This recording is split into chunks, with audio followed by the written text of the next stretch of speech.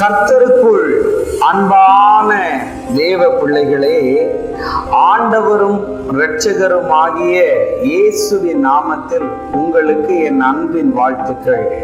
இந்த நாளிலேயும் சங்கீதம் 139 அதனுடைய 24வது வசனத்தை வாசிக்கிறேன். வேதனை உண்டாக்கும் வழி என்னிடத்தில் உண்டோ என்று பார்த்து நித்திய வழியிலே என்னை நடத்தும் என்று எழுதியிருக்கிறது. இன்னைக்கு மெசேஜோடைய தலைப்பு என்ன தெரியுமா? எனக்கு தட வேற யாரும் இல்லை, நான் தானு பேச விரும்புகிறேன். இன்னைக்கு வேதனை உண்டாக்குற வழி உங்ககிட்ட இருக்கான்னு நீங்க பார்க்கணும். முதல்ல நீங்க இன்னைக்கு உங்க அப்பாவை காரணம் காட்டுறீங்க, என்ன நீ நல்லா படிக்க வைக்கலன்னு. உங்க அம்மாவை நீங்க காரணம் காட்டுறீங்க, எனக்கு விரும்பினதெல்லாம் வாங்கி தரலன்னு. ஆனா இன்னைக்கு எனக்கு பிடிக்காத கோர்ஸ்ல போய் சேர்ந்துட்டேன்னு அந்த கோர்ஸை குறிச்சு காரணம் சொல்ற. எல்லாத்துக்கும் அது காரணம், இது காரணம், அவங்க காரணம், இவங்க காரணம்னு சொல்ற பாத்தியா? இவங்க எல்லாரையும் பழிக்கிற நீதான் இதுக்கெல்லாம் காரணம்னு மறந்துடக்கூடாது. யோனாவை பார்த்து ஆண்டவர் சொன்னாரு, நீ நினிவேக்கு போன. இவன் எங்க போனா? தர்ஷீஷுக்கு போனான்.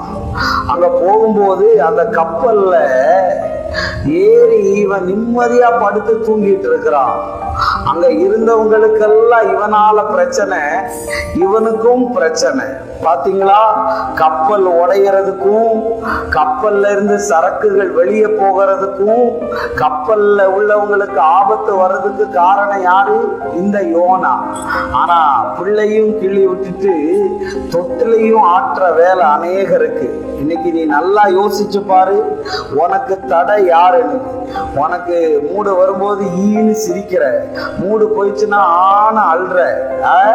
இன்னைக்கு பிசாச கூட ஆவிகளை பகுத்தறிகிற வரத்தை வச்சு கண்டுபிடிச்சிடலாம். ஆனா நீ எந்த நேரத்துல எப்படி மாறுவேன்னு தெரிய மாட்டேங்குது. ஒரு டைம்ல சிரிக்கிற, ஒரு டைம்ல அதை படிக்கிறேன்னு சொல்லுவ, ஒரு டைம்ல இதை படிக்கிறேன்னு சொல்லுவ, அப்புறம் ரெண்டும் வேண்டாம் வேற எதிரியாவது சேர்த்து விடுங்கன்னு சொல்லுவ.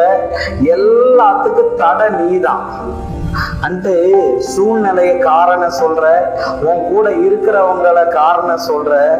முதல்ல நீ மாறு. நீ மாறுனா உன் கூட இருக்கிறதெல்லாம் மாறும். நீ மாறாம அவங்களையோ இவங்களையோ மாத்த நினைச்சனா எதுவும் மாறாது. அதனால ஒன்ன நீ முதல்ல திருத்திக்கோ.